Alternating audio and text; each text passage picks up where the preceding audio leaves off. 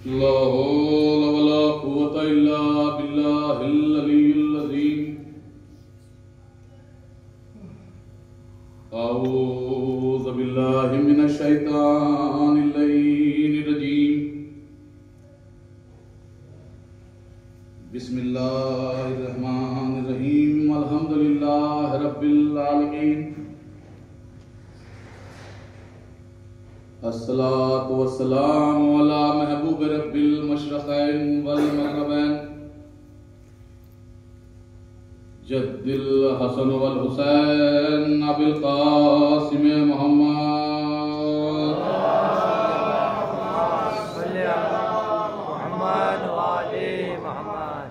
وعلى أهل بيته الطيبين الطاهرين المعصومين المظلومين.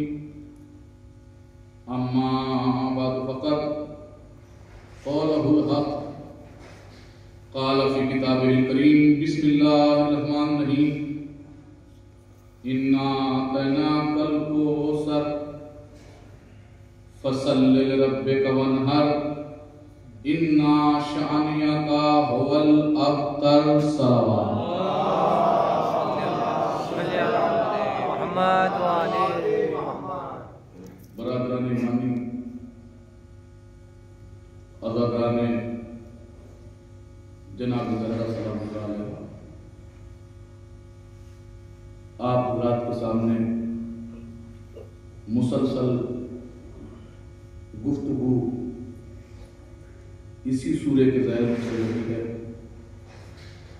یہ 3 مجلسوں کا سلسلہ تھا کہ جو آج کی یہ گفتگو اپنے آخری مرحلے کے اندر داخل ہونے جا رہی ہے. آپ حضرات کا شکریہ. آپ حضرات آمادہ رہے، پوری طرح سے بیدار ہو کر آپ نے سنا،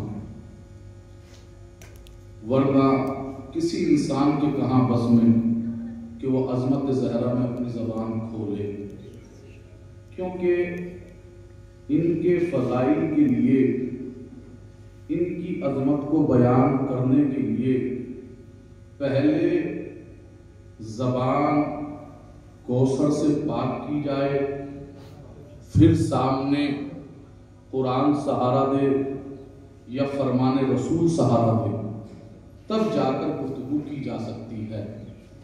ورنہ کسی معصوم کی ثنا کوئی غیر معصوم کیسے کر سکتا ہے. آپ حضرات کا بہت بہت شکریہ. آپ حضرات آمادہ رہے، پوری طرح سے آپ لوگ یہاں پہ شریک رہے مجلسوں میں. کہ مجھے معلوم ہے کہ مسلسل پہلی مجلس میں بھی روز بھی شاید انتقال ہو گیا تھا، آج بھی انتقال ہو گیا.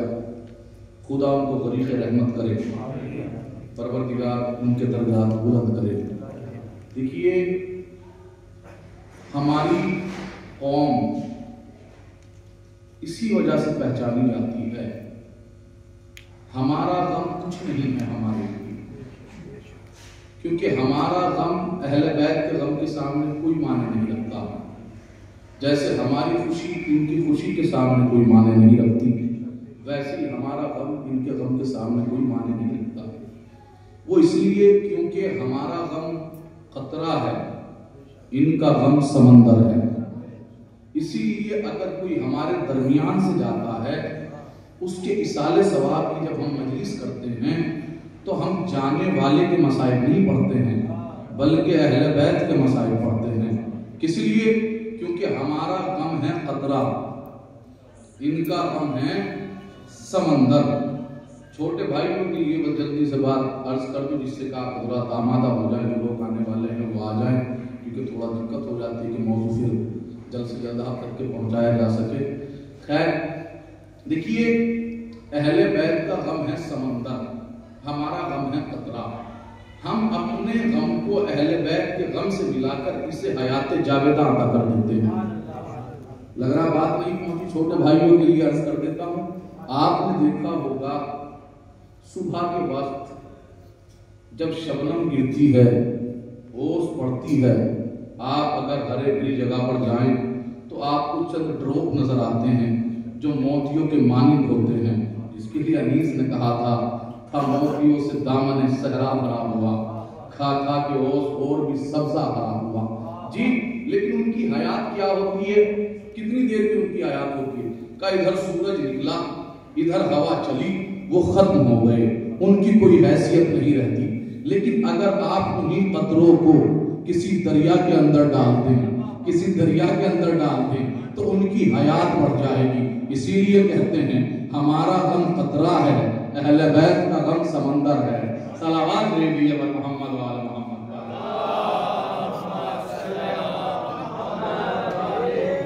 ایک اور مرتبہ صلوات بھیجیے، تھوڑا سا آگے تشریف لیں آپ لوگ،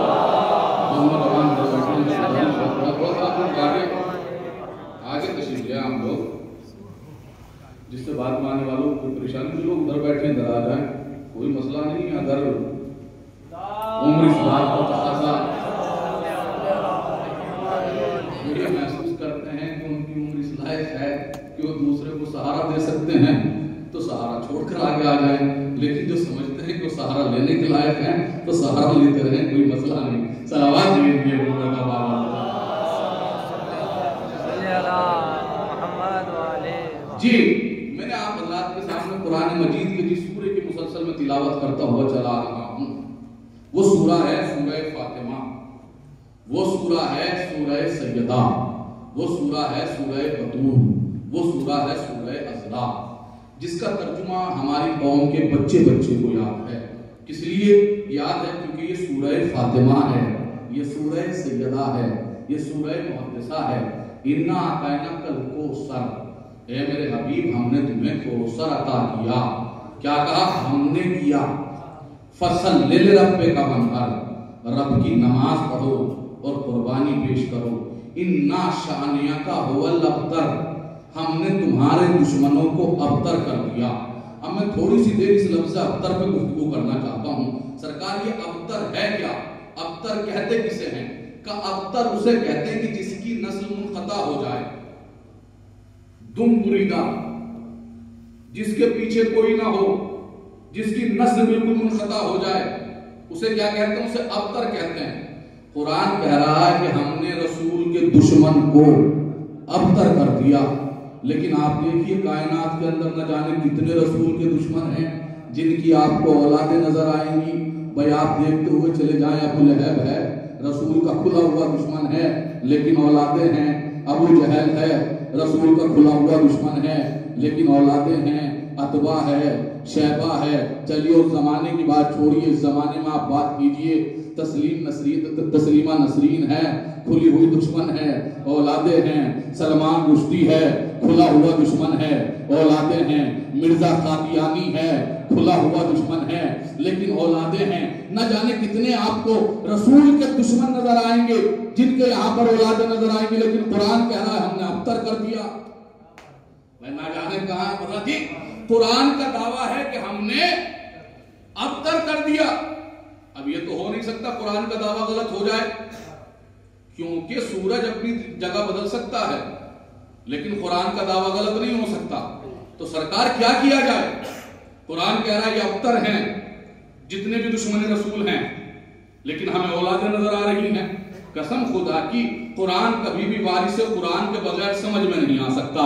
اگر ہمارے سامنے 10ویں امام کا یہ واقعہ نہ ہوتا، کیونکہ تفسیر وہی ہے جو امام کریں۔ ایک مرتبہ تاریخ بتاتی ہے کہ 10ویں امام کا زمانہ ہے، ایک شخص ہے کہ اپنے بیٹے کو اپنی آغوش میں کھلاتا ہوا چلا آ رہا ہے، وہیں پہ امام کا صحابی برابر میں کھڑا ہوا تھا۔ اس نے کھڑے ہونے کے بعد کہا کہ مولا یہ آپ کے جد کا دشمن ہے، یہ آپ کا دشمن ہے، لیکن اس کی آغوش میں اولاد ہے، اور قرآن کہتا ہے کہ آپ کا جد کا دشمن ابتر ہے، ابتر ہے، ابتر ہے۔ میرے امام نے فرمایا سون مشرق مغرب میں ہو سکتی ہے، سورج اپنی جگہ تبدیل کر سکتا ہے، لیکن کبھی بھی قرآن کا دعویٰ غلط نہیں ہو سکتا۔ کہا کہ مولا یہ تو آغوش میں اپنی اولاد لیے ہوئے ہے۔ مولا نے کہا تو نہیں جانتا یہ ہوتے کسی کے ہیں، کہلاتے کسی کے ہیں۔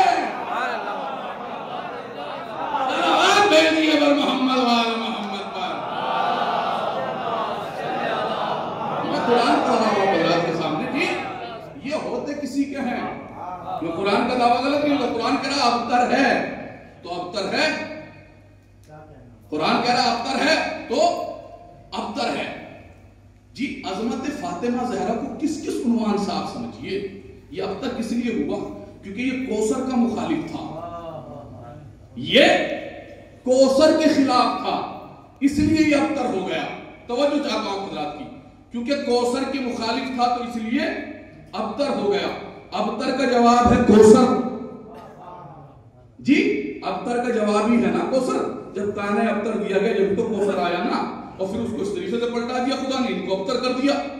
جی عظمت جناب زہرا میں آپ بالکل ایک دم آپ سے آسان بات کرتا ہوں، اپنے چھوٹے بھائیوں کے لیے، بزرگ مجھ سے بہتر جانتے ہیں اور اس سے زیادہ میں آسان وہ نہیں کر سکتا۔ دیکھیے آپ جس ملک کے اندر رہ رہے ہیں، آج اس ملک کے اندر آپ دیکھ رہے ہوں گے دیواروں پہ، گاڑیوں پہ، اسکولوں پہ، ہر جگہ بس خالی ایک ہی نعرہ لکھا ہوا دکھائی دے گا، بیٹی بچاؤ بیٹی پڑھاؤ۔ کیا نعرہ ہے؟ بیٹی بچاؤ بیٹی پڑھاؤ۔ 1400 برس کے بعد سمجھ میں آ رہا ہے، میں کیا عرض کر رہا ہوں آپ حضرات کے سامنے، جی 1400 برس کے بعد سمجھ میں آ رہا ہے، اور سمجھ میں آ بھی رہا ہے تو اس کے ساتھ ساتھ کریں کہ اسلام میں عورت کا کوئی وقار نہیں، اسلام نے عورت کو کوئی اہمیت نہیں دی۔ بھئیہ جتنی اسلام نے عورت کو منزلت دی ہے اتنی کسی نے نہیں دی، اتنی کسی اور مذہب میں عورت کو منزلت نہیں ملی، اتنی کسی اور مذہب کے اندر عورت کو اہمیت نہیں ہے جتنی اسلام کے اندر ملی ہے۔ بھئی یہ رسول کے زمانے سے تو ہوا، ورنہ عرب 2 زندہ بیٹیوں کو دفن کر دیا کرتے تھے۔ یہ تو ہمارے نبی نے بتایا نا کہ بیٹی کی کیا عظمت ہے، بھئی اسلام نے بتایا نا۔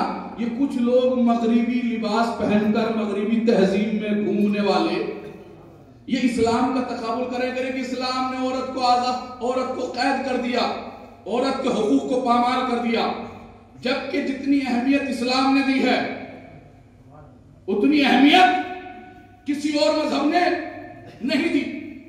رسول کی حدیث ہے سب سے آسان، عورت کو 3 عظمتیں حاصل ہیں، ہر عورت کو اسلام کے اندر۔ کیا؟ جب وہ بیٹی ہے تو باپ کے لیے رحمت، جب وہ زوجہ ہے تو شوہر کے لیے آدھا ایمان، جب ماں ہے تو بیٹوں کی جنت اس کے قدموں میں آ گئی۔ بھائی اسلام میں یہ مرتبہ ہے نا عورت کا، بلکہ وہ لوگ کہیں گے کہ یہ تو رشتے ہیں، سرکاری رشتے نہیں ہیں، رشتوں کے ساتھ میں یہ عظمتیں بتائی جا رہی ہیں۔ بھائی 3 ہی تو رخ ہیں عورت کی زندگی کے، پہلا رخ بیٹی، دوسرا رخ زوجہ، تیسرا رخ ماں۔ لیکن تینوں رشتوں کو اسلام نے کیا کہا کہ جب یہ بیٹی ہے تو رحمت، زوجہ ہے تو شوہر کا آدھا ایمان، ماں ہے تو بیٹوں کی قدموں میں جنت۔ اب دیکھیں میں بالکل ایک دم عام عورتوں کی بات کر رہا ہوں، اگر آپ اس نحس سے بھی فاطمہ کی عظمت کا اندازہ لگائیں، فاطمہ بیٹی ہے تو باپ کے لیے رحمت، وہ بھی کیسے باپ کے لیے رحمت جو خود رحمت للعالمین ہے۔ میں جانے کہا ہے حضرت جی رحمت بھی بنی تو کس باپ کے لیے جو خود رحمت للعالمین، اور آدھا ایمان بنی تو کس شوہر کے لیے جو خود کل ایمان ہو۔ جی آدھا ایمان بھی کس کے لیے بنی؟ جو خود کل ایمان ہو۔ خالی یہیں تک کے بات نہیں رکی، قدموں میں جنت بھی کن کی آئی؟ جو جوانان جنت کے سردار ہو، بھئی جو جوانان جنت کے سردار ہو ان کی جنت کس کے قدموں میں ہے؟ زہرا کے۔ بھئی یہ مرتبہ آپ کو اور ہمارے گھروں میں پایا جاتا ہے جو میں آپ کو بتا رہا ہوں۔ زہرا کو اگر آپ اس رخ سے بھی سوچیں تو زہرا کا کوئی مقابلہ نہیں کر سکتا، مگر کوئی صاحب کہے کہ نہیں جی یہ کوئی بات تھوڑی نہ ہے، ماں کے قدموں کے نیچے جنت ہے۔ جیسے ہماری ماں کے قدموں کے نیچے جنت، ویسے زہرا کے قدموں کے نیچے جنت، جیسے ہماری ماں کے پاؤں کے نیچے جنت، ویسے فاطمہ کے پاؤں کے نیچے جنت۔ اسلام گریبان پکڑ لے گا اور گریبان پکڑنے کے بعد کہے گا سن خاموش ہو جا، امت کی قدموں میں جنت رکھنا اور ہے، اماموں کی قدموں میں جنت رکھنا اور ہے۔ صلوات بھیج دیئے بر محمد وآل محمد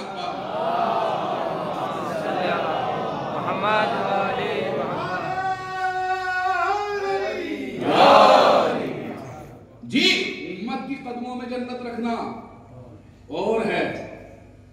اماموں کی قدموں میں جنت رکھنا اور ہے. اچھا جی دیکھیے، اگر اسلام میں عورت کی اہمیت نہ ہوتی، میری طرح متوجہ رہے آپ حضرات، ایک ایک لفظ پہ آپ حضرات کی توجہ چاہتا ہوں جی. اگر اسلام میں عورت کی اہمیت نہ ہوتی تو قرآن کے اندر سورہ مریم نہ ہوتا بلکہ سورہ عیسیٰ ہوتا. لگ رہا میری بات نہیں پہنچی، بزرگ تو میری بات کی تائید کریں بھائی. اگر اسلام کے اندر عورت کی اہمیت نہ ہوتی تو قرآن کے اندر سورہ مریم نہیں بلکہ سورہ عیسیٰ ہوتا. اور آگے کی بات کروں، اگر اسلام میں عورت کی اہمیت نہ ہوتی تو قرآن کے اندر سورہ نساء نہیں بلکہ سورہ رجل ہوتا. بلکہ سورہ رجل ہوتا. نہیں جی، جتنی عظمت، جتنی اہمیت عورت کو اسلام نے دی کسی مذہب نے نہیں دی، نہ کسی مذہب میں ملی. آپ کہیں گے کیا مطلب؟ کیونکہ سسٹم یہ تھا، ہر انسان اپنا آپ کو مختار سمجھتا تھا. زوجہ کو محتاج، اس کے اوپر حاکم ہے شوہر، تو اس کو خادمہ سمجھتا تھا. یہی رواج تھا عرب کا، ہر زمانے کا یہی رواج تھا کہ عورت مجبور ہے، مرد مختار ہے. قسم خدا کی توجہ چاہتا ہوں حضرات کی جی، مرد مختار ہے، لیکن اسلام نے بتایا کہ نہیں، تم مختار نہیں ہو. خالی اگر تم مختار ہو تو اکیلے نسل چلا کر دکھاؤ. بھائی توجہ چاہتا ہوں حضرات کی، مجھے بالکل ایک دم افسوس نہ ہو کہ میں نے اتنی چھوٹی بات کی پھر بھی میرے میں اپنے مجمع تک نہ پہنچا سکا. جی اگر تم مختار ہو تو چلاؤ نسل. تب بغیر عورت کے نسل نہیں چل سکتی، لیکن بغیر مرد کے نسل چل سکتی ہے. ارے بھائی نہ جانے کہاں آیا آپ حضرات جی، میرے سامنے مجلسی مجمع بیٹھا ہوا، میں نے کہا بغیر مرد کے اگر اللہ چاہے، اگر اللہ چاہے، وہ دلیل ہے میرے پاس. بھائی مریم کسی کی زوجہ نہیں ہے، مریم بیٹی ہے، مریم بیٹی ہے، کیونکہ نسل چلتی تھی بیٹوں سے. بھائی توجہ چاہتا ہوں، مجھے جس منزل تک کیا حضرات کو لے کر آنا تھا میں آ گیا. اب یہاں پہ آپ کا بھی امتحان، میرا بھی امتحان. دیکھیے یہ ہمیشہ نہیں ہوتا کہ مجمع ہی ذاکر کا امتحان لے. دیکھیے مدرسہ کتابیں پڑھنا سکھاتا ہے سرکار، مدرسہ کتابیں پڑھنا سکھاتا ہے، لیکن منبر چہرے پڑھنا سکھاتا ہے. مجھے بہت دور تک کے جانا، زیادہ دیر تک کہ آپ حضرات کے سامنے گفتگو نہیں کرنی، بس متوجہ رہیے گا جی. بغیر مرد کے نسل چل سکتی ہے، دلیل ہے جناب مریم. دیکھیے نسل بیٹوں سے بھی چلی، نسل بیٹی سے بھی چلی. میں کیا عرض کروں آپ حضرات کے سامنے، لیکن یہ بڑا امتیاز ہے جی. جو نسل بیٹوں سے چلتی ہے وہ زیادہ دور تک نہیں جاتی. بھائی دلیل ہے میرے پاس، میں اس لیے عرض کر رہا ہوں جی. جو نسل بیٹوں سے چلتی ہے وہ زیادہ دور تک نہیں جاتی، جو بیٹیوں سے چلتی ہے وہ قیامت تک باقی رہتی ہے. بھائی جو پہنچ گیا اسے بھی سلام، جو نہیں پہنچا اسے بھی سلام جی.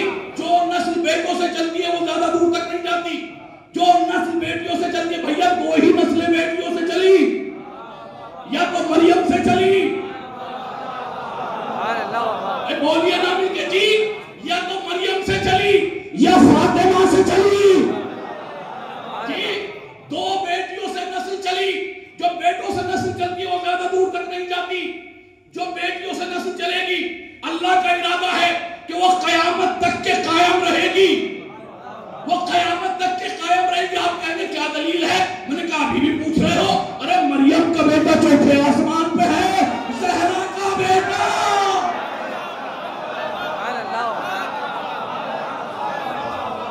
جی جی جی جی زہرا کا بیٹا پردہ غیب میں ہے. دو نسلیں چلی بیٹیوں سے، دونوں نسلیں قیامت تک باقی رہیں گی. بات پہنچ رہی ہے نا آپ تک کہ جی ایک نسل چلی مریم سے، ایک نسل چلی فاطمہ سے. اب جس کے دل کے اندر، جس کی رگوں کے اندر فاطمہ کی الفت گونج رہی ہے، کیونکہ یہاں پر دعائے زہرا بھی ہیں، اولاد زہرا بھی ہیں، سب یہاں پر موجود ہیں. ان کے درمیان میں فقرے کا صرف کرنے جا رہا ہوں. جی ایک نسل چلی مریم سے، ایک نسل چلی فاطمہ سے، دونوں نسلیں قیامت تک باقی رہیں گی. ایک سے عیسیٰ ہیں، ایک سے فاطمہ کا آخری بیٹا ہے. دونوں نسلیں قیامت تک قائم رہیں گی. اب یہی مسئلہ تھا کہ ایک مرتبہ عیسائیوں نے بحث کرنا شروع کر دی. عیسائیوں نے جب بحث کرنا شروع کی، انہوں نے کہنا شروع کیا کہ مریم افضل ہے، فاطمہ مفضول ہے. معاذ اللہ. کیا کہا کہ مریم افضل، مریم افضل، مریم افضل، مریم افضل، فاطمہ افضل نہیں. مریم افضل ہے، فاطمہ افضل نہیں. مریم افضل ہے، فاطمہ افضل ہے. میں نے کہا اس میں کوئی لڑنے والی بات نہیں ہے.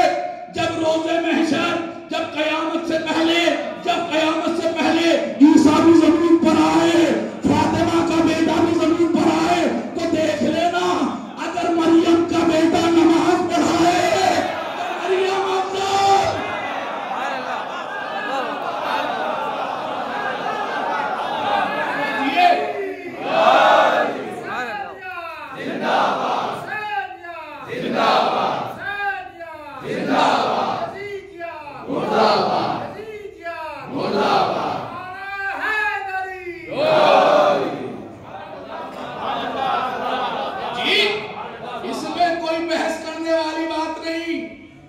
اگر مریم کا بیٹا نماز پڑھائے تو مریم افضل، اگر فاطمہ کا بیٹا نماز پڑھائے تو فاطمہ افضل.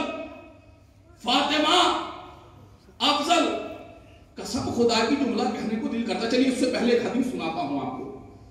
نبی نے فرمایا، یہ حدیث آپ کو کتاب صحیحین میں مل جائے گی، صحیح ستہ میں مل جائے گی. تمام اصحاب کے درمیان نبی نے فرمایا کہ سنو، اللہ نے مجھے 3 چیزیں عطا کی.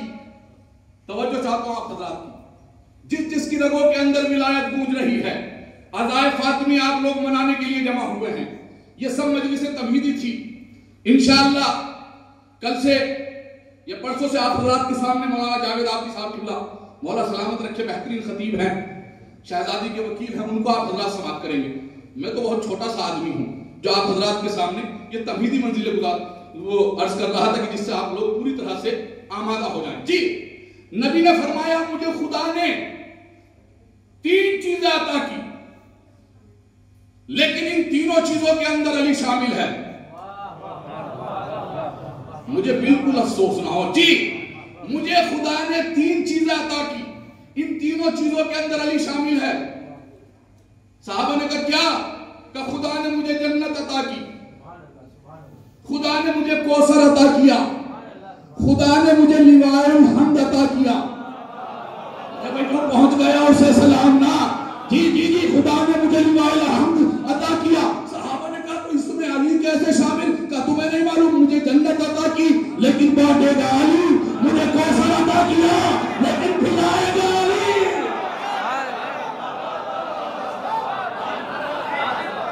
جی مجھے کوثر عطا کیا لیکن پلائے گا علی. کہا تینوں فضیلتوں میں علی شامل ہے. تیسری کیا فضیلت؟ کہ خدا نے مجھے لوائے الحمد عطا کیا. یہ کیا ہے؟ کہ یہ ایک علم ہے. جو لوگ سوال کرتے ہیں اتنا بڑا علم کیوں بنا دیا، اتنا بڑا علم کیوں بنا دیا، اتنا بڑا علم کیوں بنا دیا، انہیں بتائیے کہ جب محشر میں علم ہوگا وہ کتنا بڑا ہوگا. اس کا ایک سینہ مشرق میں ہوگا، دوسرا مغرب میں ہوگا. جی جی ایک سینہ مشرق میں ہوگا، دوسرا مغرب میں ہوگا. کیا فرمایا نبی نے کہ ان تینوں میں علی میرے ساتھ میں شامل ہے. کوثر مجھے عطا، جنت مجھے عطا کی لیکن بانٹیں گے علی. کوثر مجھے عطا کیا لیکن پلائیں گے علی، لیکن پلائیں گے علی. لوائے الحمد مجھے عطا کیا لیکن اٹھائیں گے علی. اتنا بڑا علم، علی اٹھائیں گے؟ کہ ہاں جی. کس لیے؟ کہ جس نے خیبر میں اٹھایا تھا وہی محشر میں اٹھائے گا. جانے کہاں ہے؟ صلوات بھیج دیجیے مرتبہ کو. تھوڑا تھوڑا سا قریب آ گئے آپ لوگ. تھوڑا تھوڑا سا آپ حضرات قریب آ جائیں. اگر آپ حضرات کی سماعت کے اوپر بار نہ گزرے تو.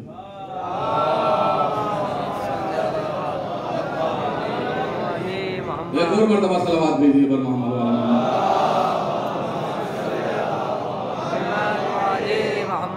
جی. کیا کہا کہ مجھے خدا نے 3 چیزیں عطا کی جس میں علی میرے ساتھ میں شامل ہے. اس کے بعد نبی نے قیامت کر دی.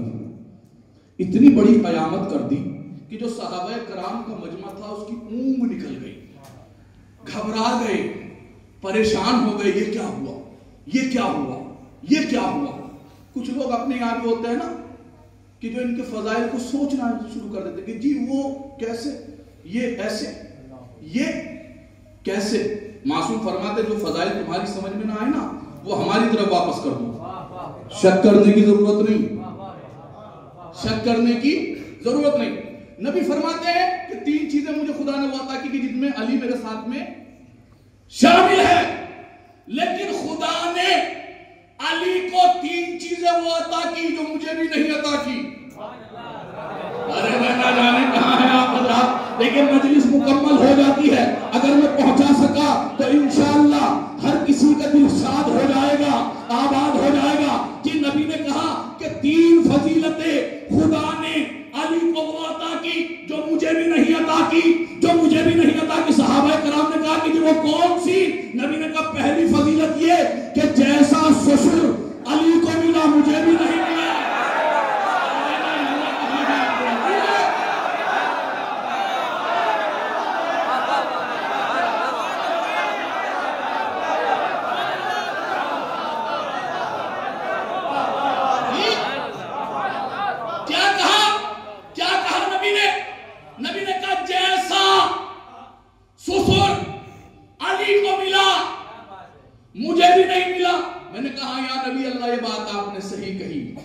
میں اس سے زیادہ اور کچھ نہیں کہہ سکتا. صلوات بھیج دیجیے پر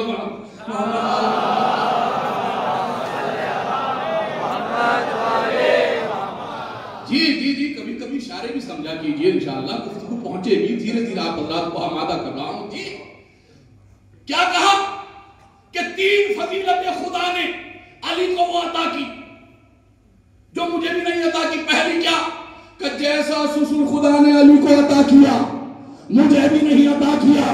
کہ دوسری فضیلت کہ جیسی زوجہ خدا نے علی کو عطا کی.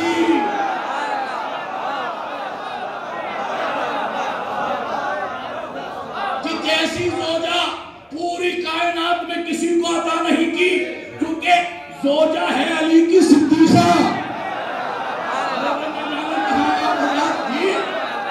علی کی زوجہ ہے صدیقہ. پوری کائنات میں کوئی صدیقہ نہیں.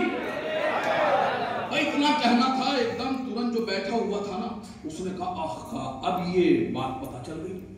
انہوں نے کہہ دیا کوئی ہے ہی نہیں صدیقہ. صدیقہ مریم ہے. منا تھوڑا لیٹ آئے, سوچا نہیں پھر کہا یہ تو غلط کر گئے کیونکہ مریم صدیقہ ہے, قرآن صدیقہ کہہ رہا ہے. ہم نے کہا نبی نے فرمایا ہے جیسی زوجہ صدیقہ علی کو ملی. مریم زوجہ نہیں ہے, مریم بیٹی ہے.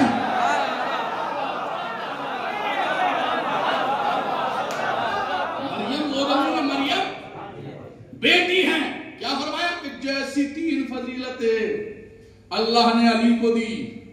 نبی فرما رہے ہیں جو خلق اول ہے, جو نور اول ہے, جو عقل اول ہے, وہ فضیلتیں مجھے بھی نہیں ملی. اب تیسری فضیلت سن لیجئے گا, تیسری فضیلت سن لیجئے گا. شاید ہے کہ کوئی اپنی جگہ پہ نہ رہ سکے. نبی نے فرمایا کہ جیسا سسر, پہلی فضیلت کیا کہ جیسا سسر علی کو خدا نے دیا مجھے بھی نہیں ملا, کسی کو نہیں ملا. جیسی زوجہ فاطمہ صدیقہ علی کو خدا نے عطا کی کسی اور کو نہیں ملی. پھر تیسری فضیلت بتائی. نبی نے کہا جیسے بیٹے, جیسے بیٹے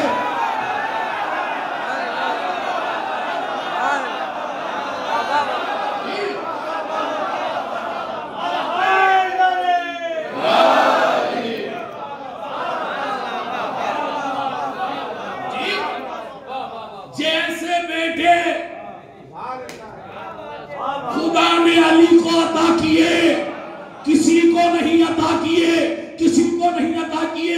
قدرت کو پسند نہیں آیا، قدرت کو نبی کا یہ ملال پسند نہیں آیا۔ قدرت نے کہا میرے نبی تجھے بڑا افسوس ہے، تجھے بڑا ملال ہے، تجھے بڑا ملال ہے، چل ابروئے قرآن حسن و حسین تجھے دے دیتے ہیں۔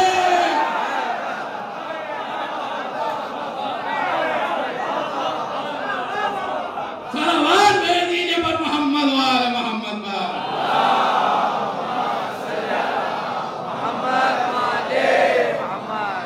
جی۔ ازروئے قرآن انہیں مباہلے میں لے جانا بیٹوں کی جگہ پر۔ ازروئے قرآن یہ تمہارے بیٹے ہو جائیں گے، یہ تمہارے بیٹے ہو جائیں گے۔ اسی لیے تو علی کو فوراً پھر مباہلے کی جب شہزادی کی شہادت کے بعد فوراً علی کو اپنے بیٹے کی ضرورت پڑی نا، کیونکہ حسن و حسین تو مباہلے سے رسول کی طرف چلے گئے۔ بھئی رسول کے بیٹے ہیں نا حسن و حسین ازروئے قرآن۔ میں کیا عرض کر رہا ہوں حضرات کے سامنے، دیکھیں یہ رشتہ بھی قرآنی رشتہ ہے۔ اگر آپ حضرات کی توجہ دیں، کبھی کبھی ایک ایک جملے کے اندر پوری مجلس مکمل ہو جایا کرتا ہے جی۔ مسلسل خالی اتنی فضیلت نہیں ظاہر کی، مسلسل نبی سلام کرتے رہتے تھے در سیدہ۔ میں نے عرض کیا آپ حضرات کے سامنے، دیکھیے سلام کا مطلب کیا ہوتا ہے؟ سلام کا مطلب کیا ہوتا ہے؟ سلامتی کی دعا۔ یہ کسے دعا دے رہے ہیں؟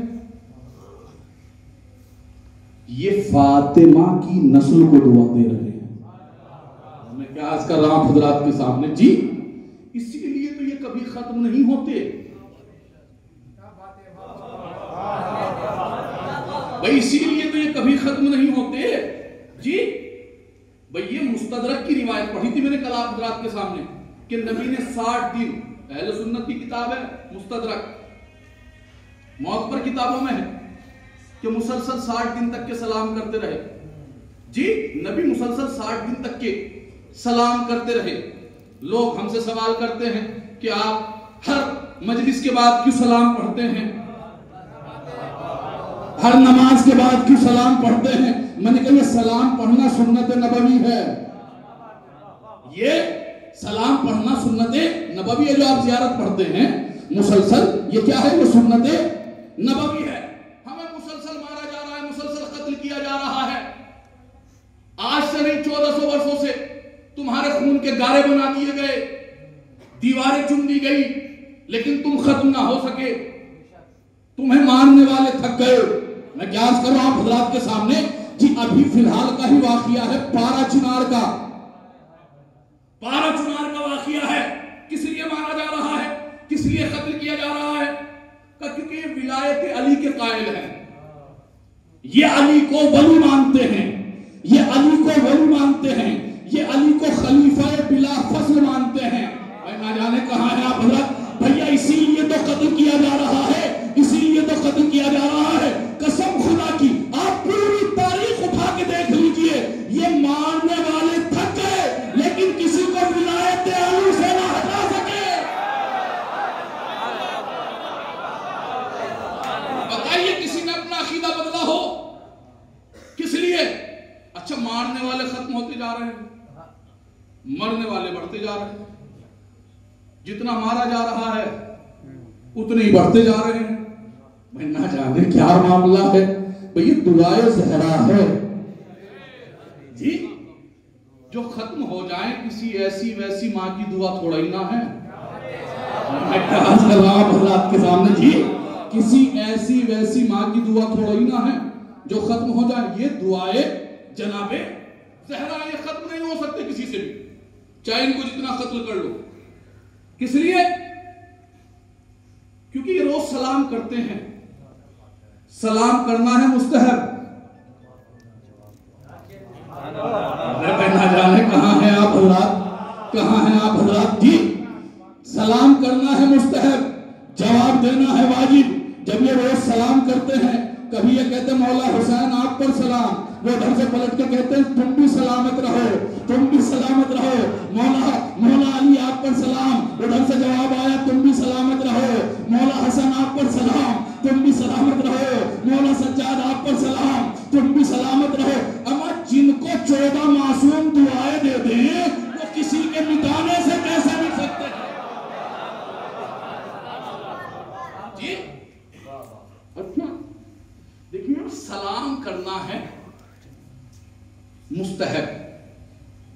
جواب دینا ہے واجب. یہ بھی دیکھیے شریعت کا مسئلہ ہے. لیکن شریعت کہتی ہے یہ مستحب اتنا بڑا ہے کہ سلام کرنے والے کو 99 نیکیاں ملیں گی, جواب دینے والے کو 1. ارے بھائی نہ جانے کہاں ہے آپ, اللہ میں بہت دور لے جانا چاہ رہا ہوں آپ حضرات کو. جی مسئلہ ہے نا شریعت کا, یہ حدیث بھی ہے معصوم کی. جی کیا کہ سلام کرنے والے کو 99 ثواب, جواب دینے والے کو 1 ثواب. جی واجب ہے, جبکہ 99 ادھر ہونا چاہیے. واجب ہے کہ نہیں؟ سلام کے لیے بتایا جا رہا ہے. جی سلام کرنا کیا ہے؟ مستحب ہے. یہ مستحب, اس کا ثواب اتنا کہ کرنے والے کو 99, جواب دینے والے کو 1. آپ ابھی بھی نہیں سمجھے کیونکہ یہ مستحب ہے نا بھیا, حج ہے واجب. سلام بھیا حج ہے واجب, زیارت امام حسین ہے مستحب.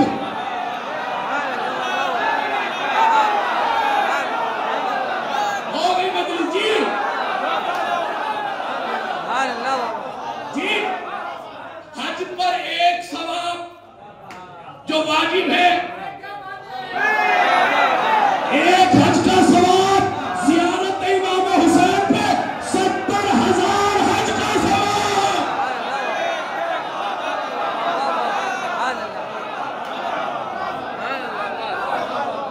جی کہاں تک کہ دیکھیے بات پہنچ گئی. جی آپ کبھی سوچئے تو ذرا, بلندی اس وقت بلندی بنتی ہے کہ جب ان کے در سے منسلک ہو جائے.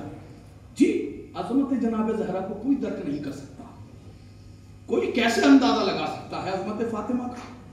آپ حضرت پوری طرح سے آمادہ.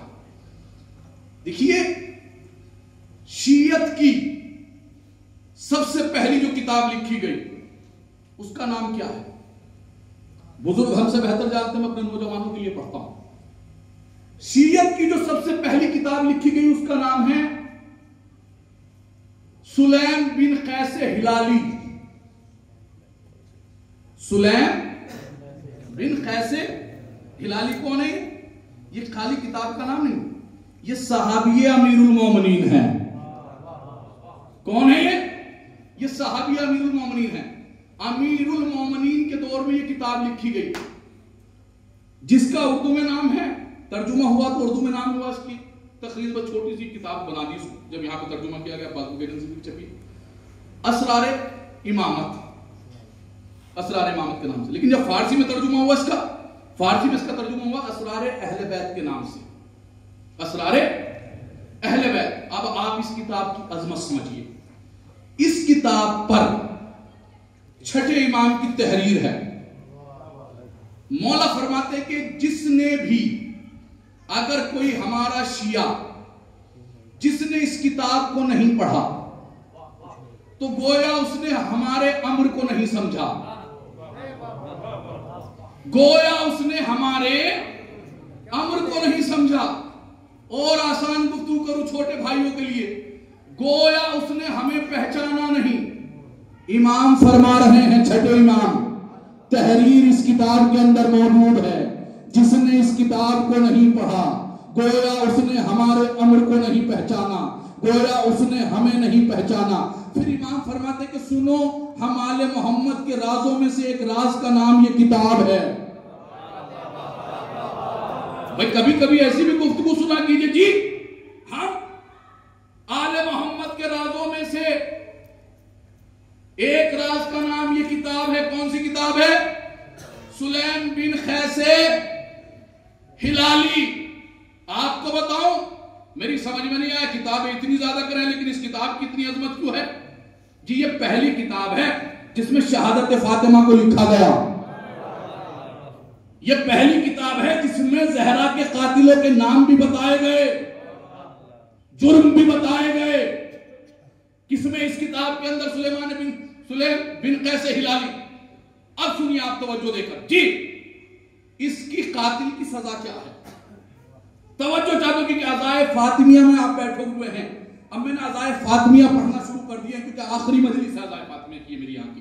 جی سلیم بن قیس ہلالی مسجد نبوی کے دروازے پر کھڑے ہوئے ہیں. ایک ایک لفظ کے اوپر توجہ چاہتا ہوں, ایک ایک حرف کے اوپر توجہ چاہتا ہوں آپ حضرات کی. جی مسجد اسی کتاب کے اندر یہ روایت موجود ہے. سلیم خود روایت کرتے ہیں کہ میں مسجد نبوی کے دروازے پر کھڑا تھا, ایک شخص مسجد کے دروازے سے باہر نکلا. میرے مولا نے کہا سلیم تم اسے جانتے ہو, پہچانتے ہو؟ کہا ہاں مولا جانتا بھی ہوں, پہچانتا بھی ہوں. مولا نے کہا نہیں. سلیم ہم نے کہا کہ تم اسے جانتے ہو, پہچانتے ہو؟ جی مولا جانتا ہوں, پہچانتا ہوں.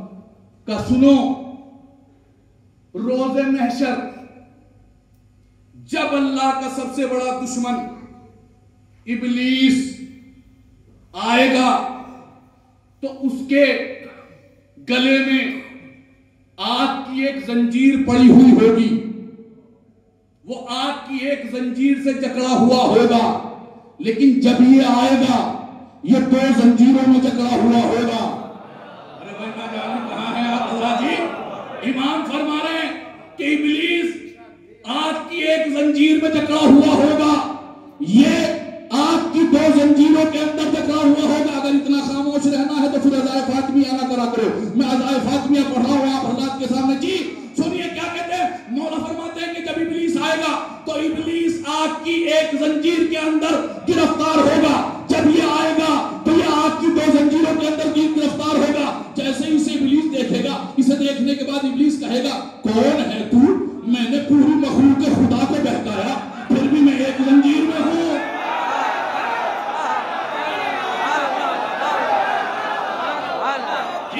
جی کون ہے تو؟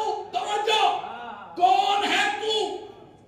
میں نے پوری مخلوق خدا کو بہکایا, پھر بھی میں آگ کی ایک زنجیر میں ہوں. میرے مولا فرماتے ہیں یہ فوراً کہے گا کہ میں خلافت کا غاصب ہوں, زہرا کا قاتل ہوں.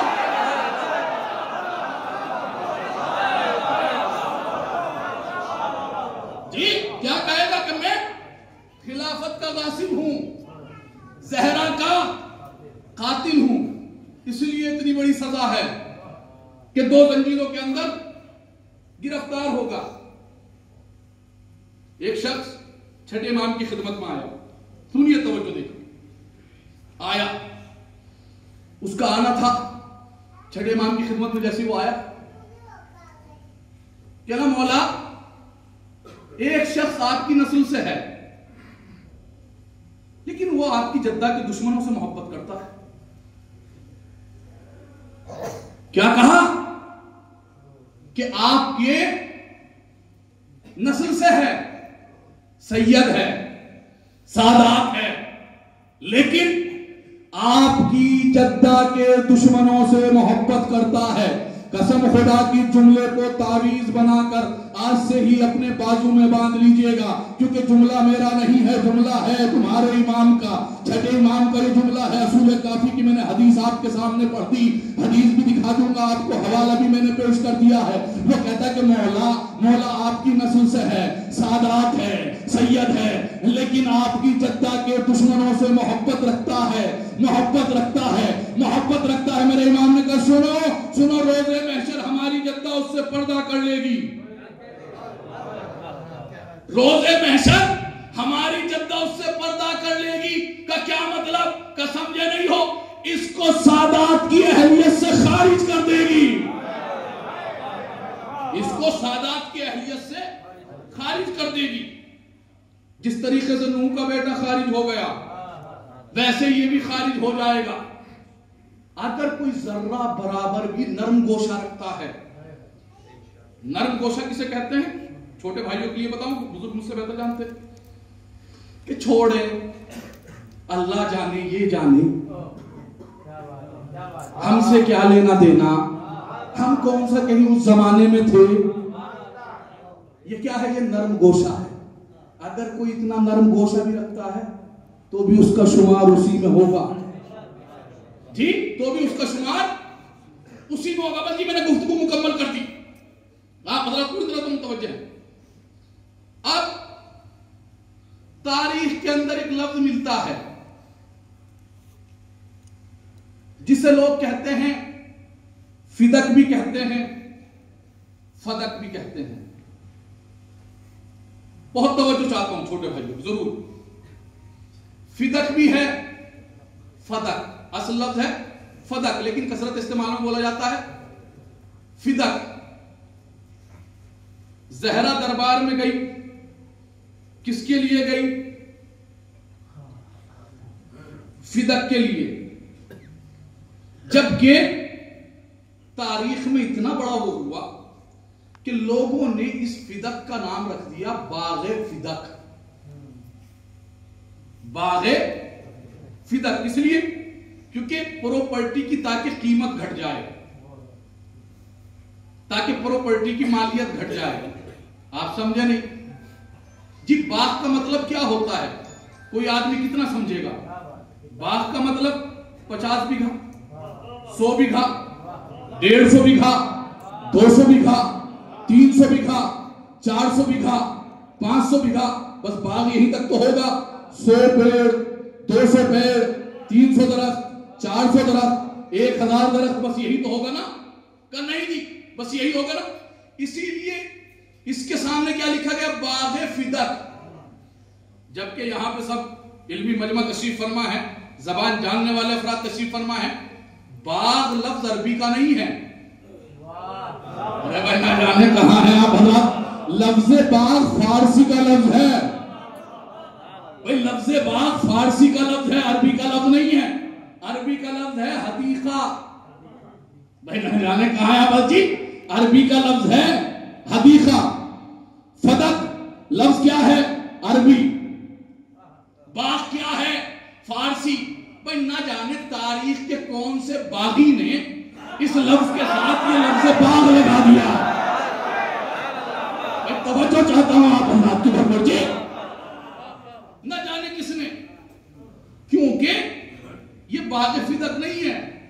یہ باغ فدق نہیں ہے. اس کا حدود بتاؤں آپ کو کہ اس کے حدود کیا ہیں. پہلے حوالہ سن لیجئے. مولانا وزیر حیدری صاحب خم میں مقیم ہیں. انہوں نے عنوان فدق پر پوری ایک کتاب لکھی.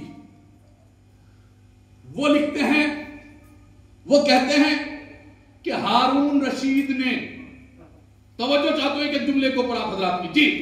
ہارون رشید نے 7ویں امام کو بلوایا اور بلوانے کے بعد اس نے میرے امام سے کہا کہ سنو، ہم تمہیں تمہارا فدق واپس کرنا چاہتے ہیں. ہم تمہیں تمہارا فدق واپس کرنا چاہتے ہیں کیونکہ ہمارے اوپر الزام ہے کہ ہم نے فدق کھا لیا ہمارے بزرگوں نے. ہم فدق کو واپس دینا چاہتے ہیں. جی اتنا سننا تھا، فدق کو واپس دینا چاہتے ہیں. امام نے کہا نہیں، تو نہیں دے سکتا. ارے بھائی نہ جانے کہاں ہے آپ حضرات جی؟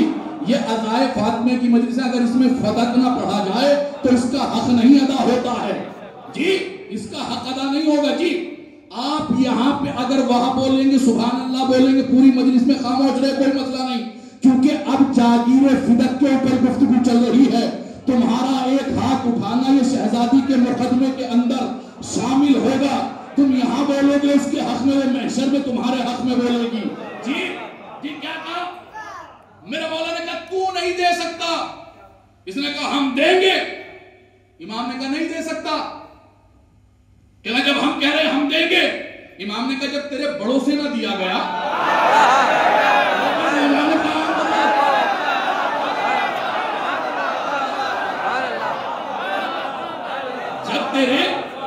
جب تیرے بڑوں سے نہ دیا گیا تو تو کیسے دے گا؟ ایک مرتبہ جوش میں آیا، دربار بھرا ہوا تھا. کہنے لگا میں رسول اللہ کی قسم کھاتا ہوں میں تمہیں فدق واپس کروں گا.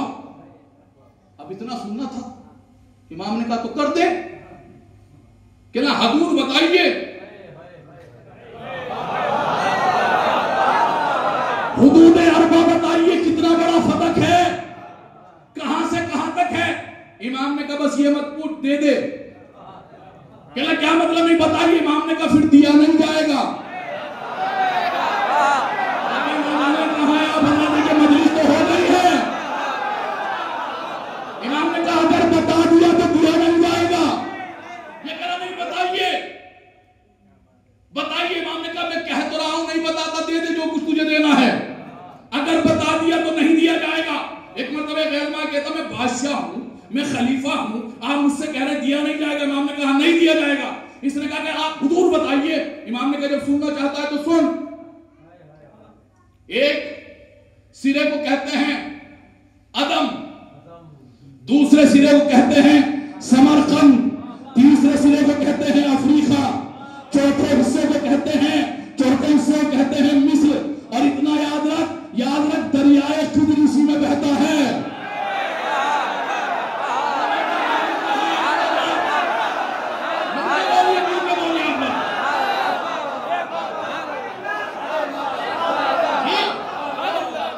دریائے خضر اسی میں بہتا ہے۔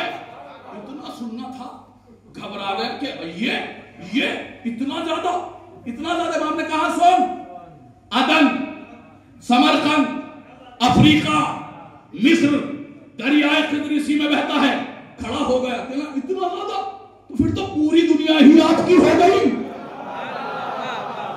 پھر تو پوری دنیا ہی آپ کی ہو گئی، پھر تو پوری دنیا ہی آپ کی ہوگی۔ امام نے کہا ہم نے کہا نہیں تھا دے نہیں پائے گا، ہم نے کہا نہیں تھا دے نہیں پائے گا۔ کہنا یہ کون سا معاملہ ہوا، پوری دنیا ہی آپ کی ہو گئی، پوری دنیا ہی آپ کی ہو گئی۔ میرے امام نے مسکرانے کے بعد کہا سن، عدن ہمارا ہے، افریقہ ہمارا ہے، سمرقند ہمارا ہے، مصر ہمارا ہے، نجف ہمارا ہے، مدینہ ہمارا ہے، مکہ ہمارا ہے، مکہ ہمارا ہے۔ اب جب پوچھنا چاہتا تو سن، یہاں بھی سب کچھ ہمارا ہے،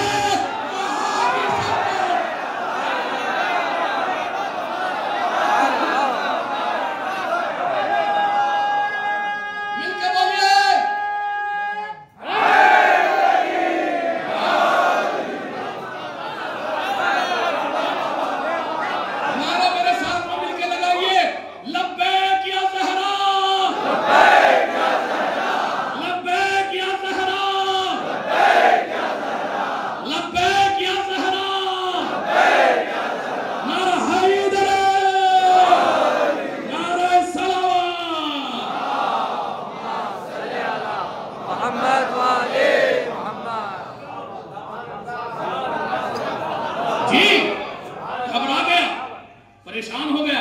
امام نے کہا سن، یہاں بھی سب کچھ ہمارا ہے، وہاں بھی سب کچھ ہمارا ہے، اب دے گا؟ خاموش۔ تاریخ بتاتی ہے کہ جب تک 7ویں امام شہید نہیں ہوئے نا، یہ سویا نہیں بستر پر، راتوں کو جاگا کرتا تھا۔ ہارون رشید راتوں کو جاگا کرتا تھا، ہمیشہ بس فدق اس کے ذہن میں رہتا تھا، کیونکہ امام نے حدود اربع بتا دیے تھے۔ اب دے تو کیا دے، اب دے تو کیا دے۔ سو نہیں پاتا تھا، پریشان رہتا تھا۔ خالی اتنا نہیں تھا، دربار میں جاتا تھا تو درباری کہتے تھے عجیب انسان ہے، رسول اللہ کی قسم کھائی پھر بھی وعدہ پورا نہ کیا، رسول اللہ کی قسم کھائی پھر بھی وعدہ نہ پورا کیا۔ میں کہوں گا تم اس کے اوپر تعجب کر رہے ہو، اس کے بڑے تو اس سے بھی بڑے تھے۔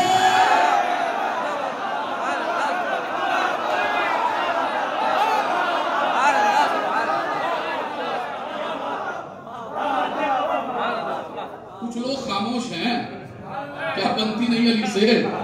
کوئی مسئلہ نہیں ہے جی،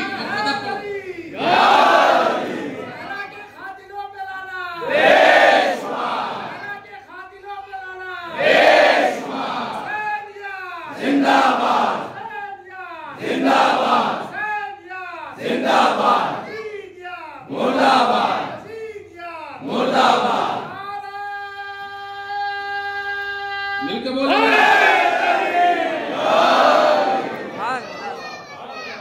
جی۔ سمرقند بھی ہمارا ہے۔ فاطمہ جب دربار میں آئی ہے نا، فاطمہ اس دروازے سے نہیں آئی شہزادی. بس میں مقدمہ آپ کے سامنے پیش کر رہا ہوں، پھر مجلس مکمل. جی بس توجہ دیجیے گا ایک لفظ کے اوپر کہ نبی ذاتی کس لیے دربار میں گئی. اب جب بھی کوئی کہے نا آپ کے سامنے باغ فدق کا، باغ نہیں ہے، جاگیر فدق.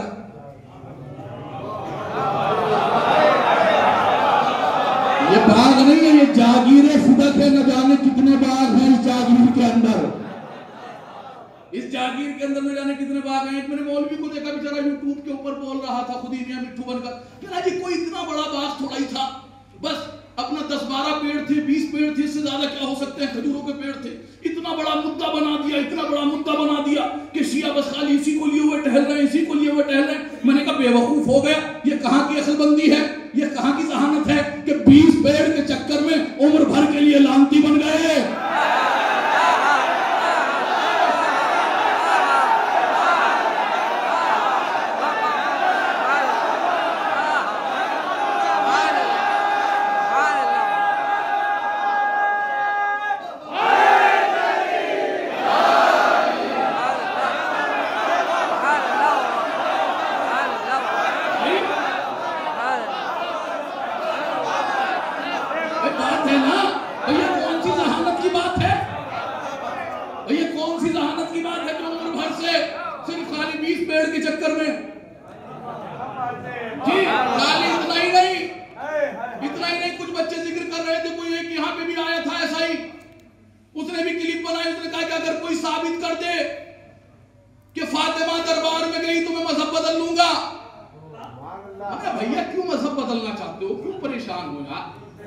کوئی مسئلہ نہیں ہے، ہمارے پاس تو فاطمہ کی وصیت ہے.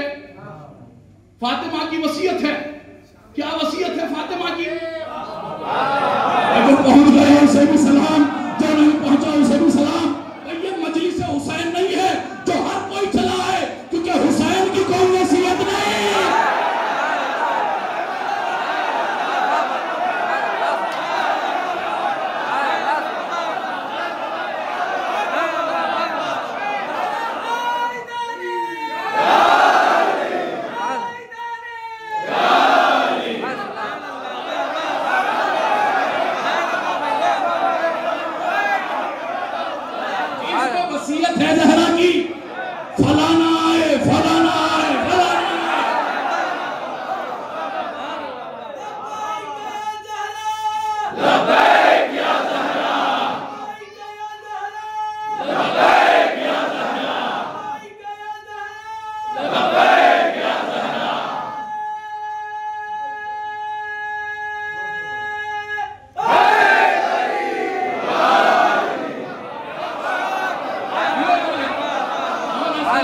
تمہارا بولنا شہزادی کے مقدمے کے اندر شمار ہو.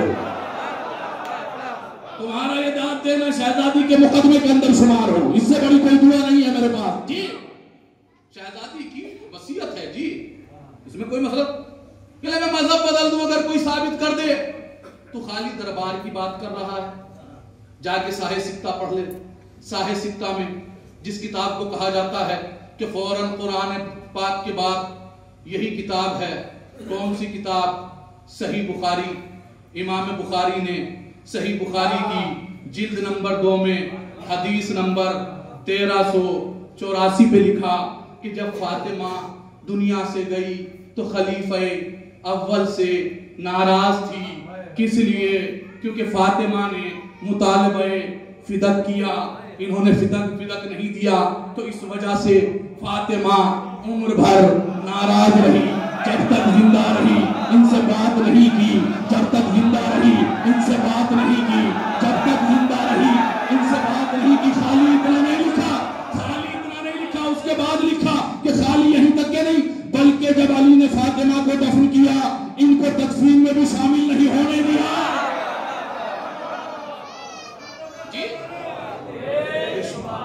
جی اس سے بڑی تو اور کوئی دلیل نہیں ہو سکتی. اس سے بڑی تو کوئی دلیل نہیں ہو سکتی. خالی دربار کی بات کیا کر رہے ہو؟ اور بڑا بے وقوف ہے بولنے والا.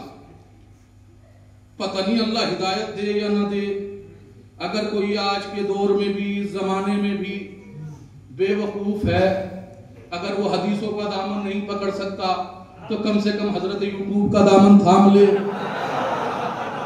نہ جانے کہاں ہے آپ حضرات, کم سے کم حضرت یوٹیوب کا دامن تھام لے, وہی اسے کسی نہ کسی منزل تک لے جا کر چھوڑ دے گا, کسی نہ کسی اسے منزل تک پہنچا دے گا. اما بھیا تیرے بزرگوں نے, تیرے پیروں نے اس لفظ کے اوپر بحث ہی نہیں کی کہ فاطمہ دربار میں گئی یا نہیں گئی. ان کی بحث تو بس خالی اتنی ہے کہ فاطمہ کا حق نہیں تھا کیونکہ نبیوں کا کوئی وارث نہیں ہوتا, کیونکہ نبیوں کا کوئی وارث نہیں ہوتا. یہ بھی عجب اتفاق ہے, اس نے حدیث پیش کی, فاطمہ نے آیت پیش کی, اس نے حدیث پیش کی, فاطمہ نے آیت پیش کی. بڑا عجیب و غریب انسان ہے, بڑا پاگل انسان ہے. کچھ دنوں کے بعد ہی اپنے بیان سے پھر گیا, اپنے بیان سے بدل گیا. کیا ہوا؟ کہا کل تک یہی تو نبی کے برابر میں کھڑے ہو کر کہہ رہے تھے قرآن کافی ہے, قرآن کافی ہے.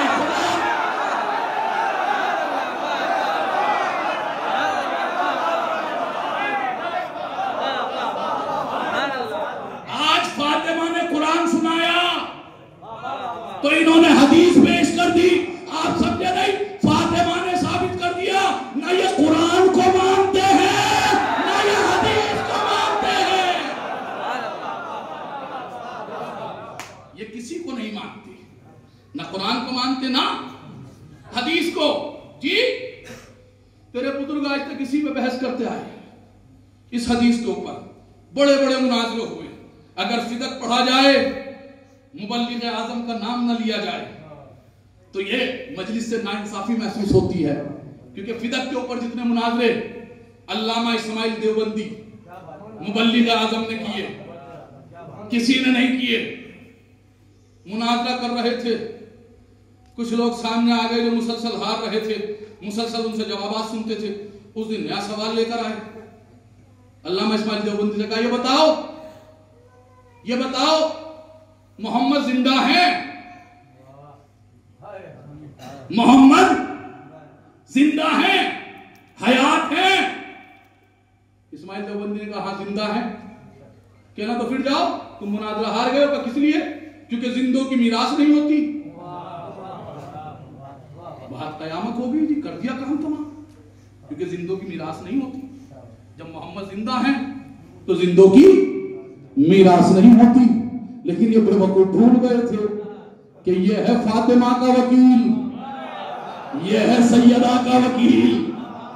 جانے لگے علامہ اسماعیل دیوبندی نے کہا رکو تو ہم سے تو کچھ پوچھ لو, ہم سے تو کچھ سن لو. ہم سے تو کچھ سن لو, رکو تو. کہا نہیں ہم جا رہے ہیں. کہا نہیں رکو تو. جب زبردستی روکا گیا آئے ایک مرتبہ, علامہ نے کہا اچھا تم بھی مانتے ہو کہ محمد زندہ ہیں؟ انہوں نے کہا بے شک ہم بھی مانتے ہیں محمد زندہ ہیں.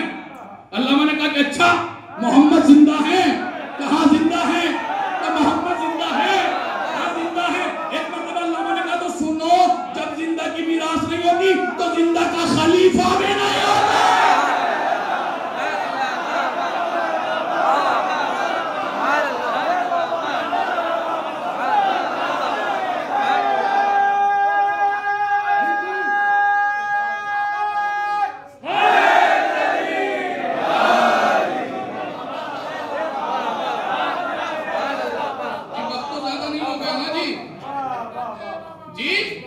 زندوں کا خلیفہ نہیں ہوتا, زندہ کا. خاموش ہو گئے جی. فاطمہ دربار میں گئی, شہزادی. تاریخ بتاتی ہے کہ فاطمہ آج اس دروازے سے نہیں گئی جو فاطمہ کا دروازہ مسجد کے اندر کھلتا تھا, بلکہ باہر والے دروازے سے نکلی. اور فاطمہ آج ایسے چل رہی تھی جیسے نبی چلتے تھے, جیسے نبی چلتے تھے. فاطمہ اپنے ساتھ میں گواہ کے طور پر کسے لے گئی؟ علی, حسن حسین اور ام ایمن. یہ 4 گواہ لے کر گئی. کون لے کر گئی یہ 4 گواہ؟ شہزادی. جانے کے بعد مقدمہ دائر کیا. کا گواہ کون ہے؟ فاطمہ نے کہا کہ گواہ ہے علی، گواہ کا علی ہے، کا اور کون؟ کا حسن و حسین، کا اور کون؟ کا ام ایمن۔ اتنا کہنا تھا، تھوڑی دیر باتیں کرنے کے بعد کہا کہ یہ گواہی نہیں مانی جاتی۔ کہا کس لیے؟ کیونکہ علی شوہر ہے، جو تمہارا ہے وہ علی کا ہے، جو علی کا ہے وہ تمہارا ہے، حسن و حسین بچے ہیں، جو ان کا ہے وہ تمہارا ہے، جو تمہارا ہے وہ ان کا ہے۔ کہاں ام ایمن کی مانی جا سکتی ہے، لیکن دو عورتیں چاہیے، ام ایمن اکیلی ہے، اس لیے اس کی بھی گواہی نہیں مانی جا سکتی، اس لیے اس کی بھی گواہی نہیں مانی جا سکتی۔ اتنا کہنا تھا، فاطمہ نے ان کا چہرہ دیکھا، کہا اس کی بھی گواہی نہیں مانی جا سکتی؟ کہا نہیں، کہ اچھا مثلا میں یہاں پر کھڑا ہو کر آپ حضرات کو کہوں مثلا کہ پورا مجمع جھوٹ بولتا ہے، میں کہہ کر چلا جاؤں، آپ فوراً ایک خط لکھیں گے آیت اللہ سستانی کو اور کہیں گے ایک ذاتی آیت ہمارے یہاں جس نے تمام عزاداروں کو جھوٹا کہا، اس کے لیے آپ کا کیا حکم ہے؟ ادھر سے حکم لکھا ہوا آئے گا کہ وہ فاسق ہو گیا۔ کہ فاسق کا مطلب کیا ہوا؟ کہ وہ نماز نہیں پڑھا سکتا، پڑھ سکتا ہے، وہ نکاح نہیں پڑھا سکتا، وہ نکاح میں شامل ہو سکتا ہے، نکاح کا گواہ نہیں بن سکتا، وہ طلاق میں شامل ہو سکتا ہے، طلاق کا گواہ نہیں بن سکتا، عزا خانے میں آ سکتا ہے، بس اس کے علاوہ نہیں۔ اب میں کچھ دنوں کے بعد پھر آؤں، قرآن ہاتھ میں لوں، قرآن کو ہاتھ میں لینے کے بعد توجہ ایک ایک جملے کے اوپر، قرآن کو ہاتھ میں لینے کے بعد میں آیتیں پڑھنا شروع کروں اور ایک آیت کو کہوں کہ یہ قرآن کی آیت غلط ہے، یہ قرآن کی آیت غلط ہے، نعوذ باللہ۔ اب اتنا آپ نے سنا، سننے کے بعد پھر لکھا ایک خط آیت اللہ سستانی صاحب کے یہاں پہ بھیجا کہ انہوں نے قرآن کی ایک آیت کو غلط بتایا ہے، ادھر سے جواب آئے گا کہ یہ کافر ہو گیا ہے۔ ارے بھائی مولانا کہاں ہیں آپ حضرات، کہاں ہیں؟ کیونکہ اس نے قرآن کا انکار کر دیا ہے، یہ کافر ہو گیا ہے۔ کیا مطلب؟ کہنے لگے کہ ابھی تک تو یہ تھا کہ نماز پڑھ سکتا تھا، پڑھا نہیں سکتا تھا، اب کافر ہو گیا ہے تو مسجد میں نہیں جا سکتا، مسجد میں نہیں جا سکتا، کسی بھی چیز میں شامل نہیں ہو سکتا، کس لیے؟ کیونکہ اس نے قرآن کا انکار کر دیا ہے۔ یعنی کیا مطلب؟ کہ اس نے قرآن کا انکار کر دیا، امت میں بھی نہیں رہ سکتا، خلیفہ بھی نہیں بن سکتا، امت میں بھی نہیں رہ سکتا، خلیفہ بھی نہیں بن سکتا، امت کی رہنمائی نہیں کر سکتا، کس لیے؟ کیونکہ اس نے قرآن کا انکار کر دیا ہے۔ ارے نبی نے فرمایا یا علی تو قرآن کے ساتھ ہے، قرآن تیرے ساتھ۔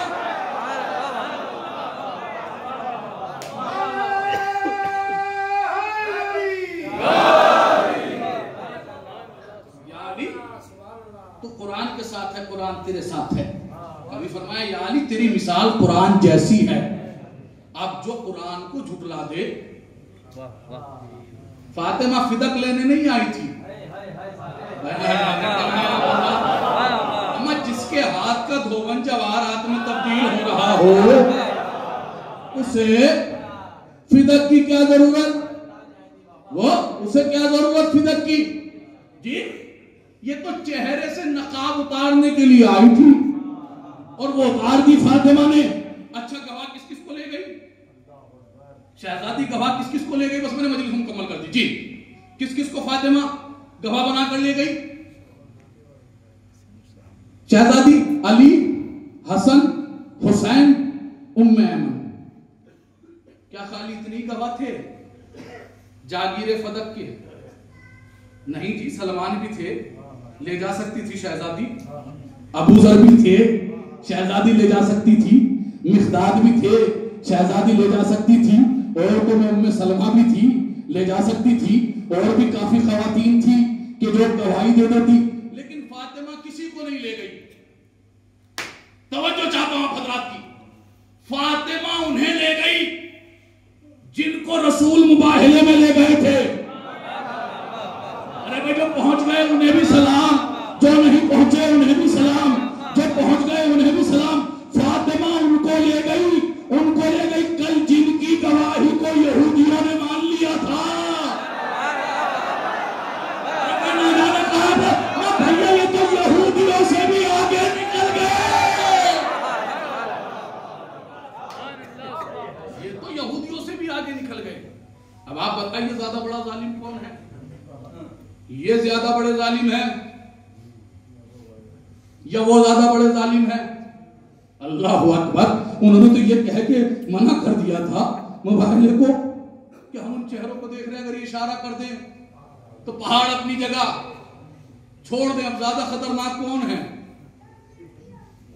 بھائی سیدھی بات ہے, اگر کوئی اس دور میں بھی نہیں سمجھ رہا ہے تو کس دور میں جا کر سمجھے گا؟ جی یہ یہودیوں سے بھی زیادہ خطرناک ہیں. اپنے نوجوانوں کے لیے عرض کروں, دشمن زہرا کرونا سے بدتر ہے.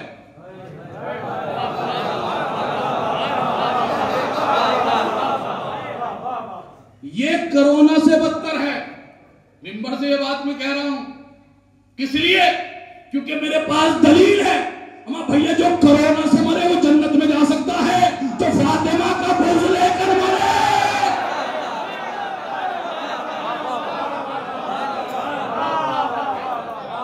اس کے لیے کوئی ٹھکانہ نہیں ہے. بس میں نے گفتگو مکمل کر دی. جی فاطمہ نے وصیت کیا کی؟ کیوں وصیت کی فاطمہ نے؟ کیوں وصیت کی؟ توجہ چاہتا ہوں, بس میں نے گفتگو اپنی مکمل کر دی. جی کیوں وصیت کی فاطمہ؟ دیکھیے فرمان ہے سرکار کا, جب بھی کوئی مومن یا مومنہ دنیا سے جاتے ہیں یا جاتا ہے یا جاتی ہے تو جیسی وہ قبر میں پہنچتی ہے, ان فرشتوں کے آنے سے پہلے بھی ایک آواز آتی ہے. ان دو کے آنے سے پہلے کیا آواز آتی ہے؟ وہ آواز یہ آتی ہے, اے آنے والے, اے نئے مکان میں آنے والے, مومن کی قبر میں, مومنہ کی قبر میں. توجہ دیجیے گا, اے آنے والے نئے مکان میں, ہم نے تیرے آنے کا صلہ یہ دیا, جتنے لوگ تیرے جنازے میں تھے ہم نے ان کو بخش دیا.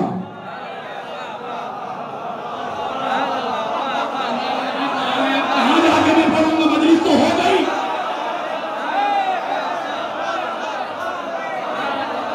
مجلس تو دیکھیے ہو گئی ہے. جی جی مومنہ کے لیے ہے, مومن کے لیے ہے, اور اس کے لیے کیا ہوگا کہ جس کی محبت دل میں رکھنے کے بعد یہ مومن بنا, یہ مومنہ بنی, یہ مومن بنا, یہ مومنہ بنی. آپ نہیں سمجھے, آپ نہیں سمجھے. مشیت فاطمہ زہرا یہ ہے کہ سب جنت میں جائے, یہ جنت میں نہ جائے.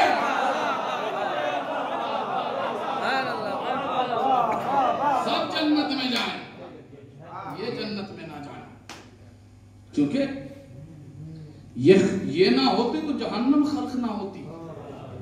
انہی کے لیے تو جہنم خلق بھی ہوئی ہے. اللہ اکبر. فاطمہ دربار میں گئی.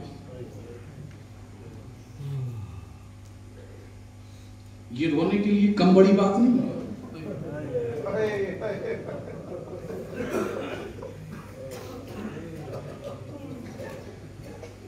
عرصے میں بالکل ایک دم کمی نہ کرنا. میں شہادت نہیں پڑھوں گا, شہادت کی تاریخ میں پڑھی جائے گی. بالکل کمی نہ کرنا. فاطمہ دربار میں گئی. بی بی کہہ رہی تھی میں جھوٹ نہیں بولتی.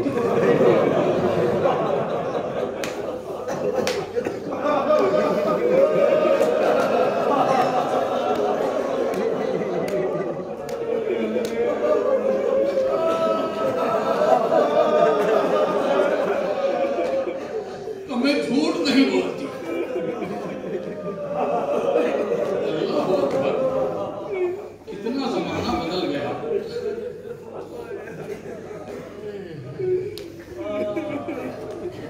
یہ کم ستم نہیں ہے. رسول کے جانے کے بعد فاطمہ 75 دن 90 دن 95 دن زندہ ہے. یہ جون سی تاریخ اب آ رہی ہے 3 جمادی الثانی. یہ اسی لیے بھی معتبر مانی جاتی ہے علماء کے نزدیک، کیونکہ فاطمہ کی ایک وصیت یہ بھی تھی کہ یا علی میرا جنازہ شب کی تاریخی میں اٹھانا، کیونکہ جو پچھلی والی تاریخ ہے وہ 13 ہے، 13 میں چاند پورا رہتا ہے. یہ 3 جمادی الثانی اس میں چاند نہیں ہوتا، اس لیے بھی یہ تاریخ معتبر مانی جاتی ہے. فاطمہ نے کہا وہ جھوٹ نہیں ہوئی. رونے کے لیے اس سے بڑا کوئی جملہ نہیں ہو سکتا.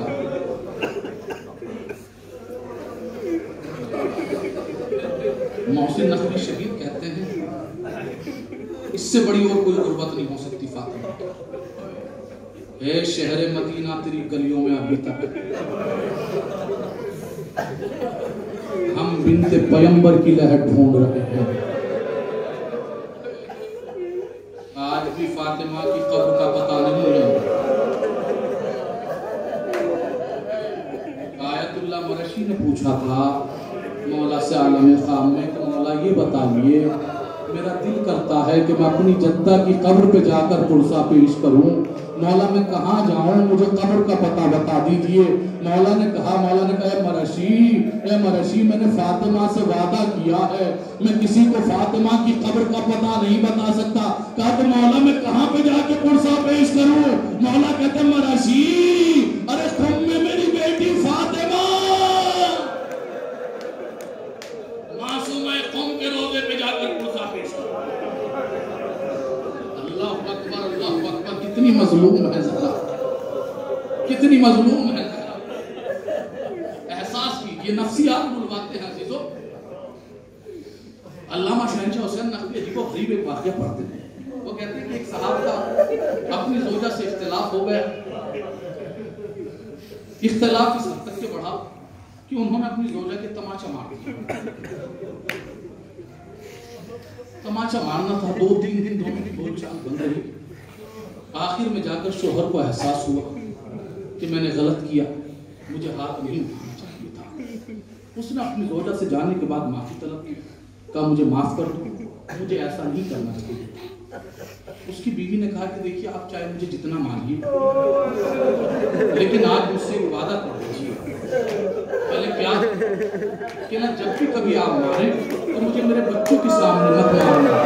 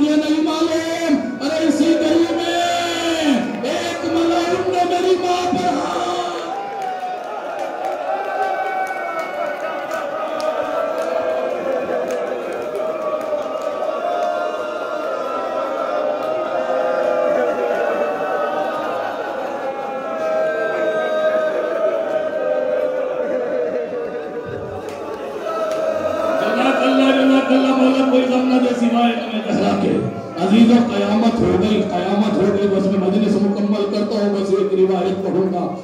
مجلس مکمل کر دوں گا. عزیزوں مولا گلی سے نہیں گزرتے تھے، خالی اتنا عالم نہیں تھا. آیت اللہ وحید الرحمانی فرماتے ہیں کہ فاطمہ گھر میں اپنا چہرہ ڈھکے رہتی تھی، حسن کے سامنے اپنا چہرہ لے کر نہیں آتی تھی.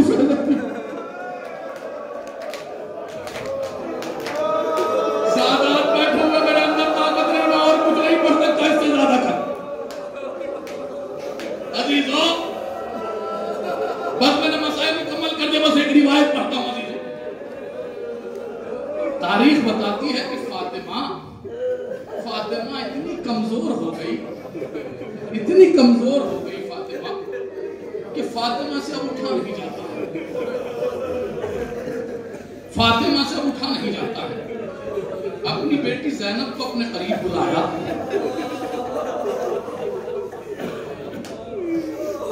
اعلم یا فاطمی اعلم انی فاطمہ میں یہ روایت آپ کو مل جائے گی کہ زینب کو اپنے قریب بلایا،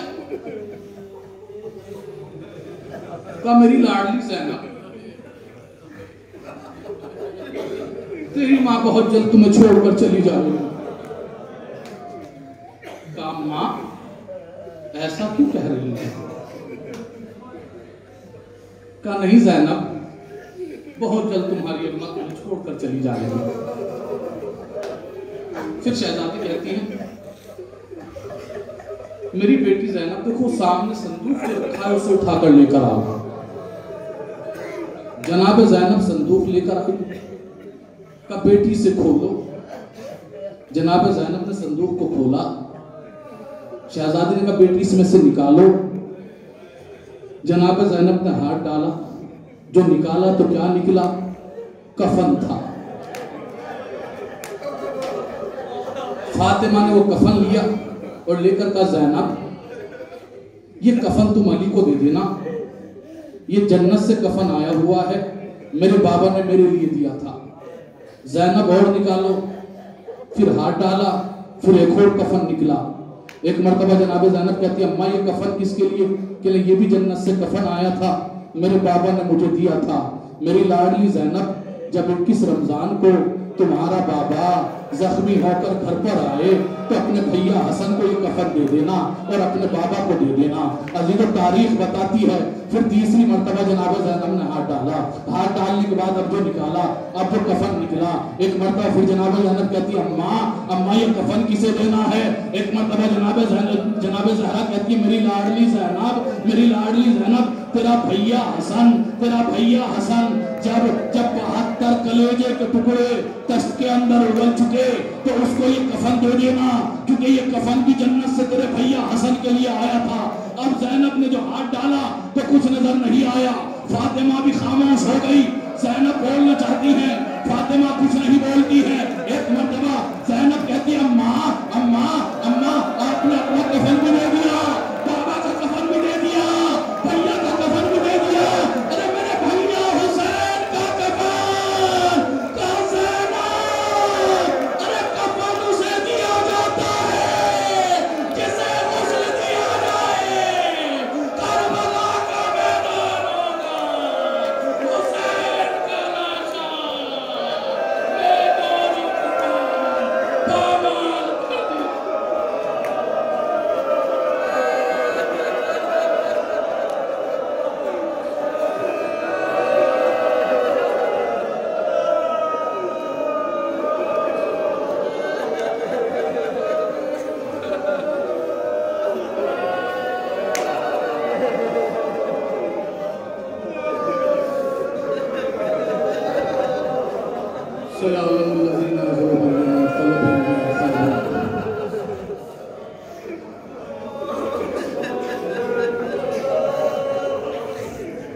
پروردگار کے جو واسطہ شہزادی کو شکستہ پہلو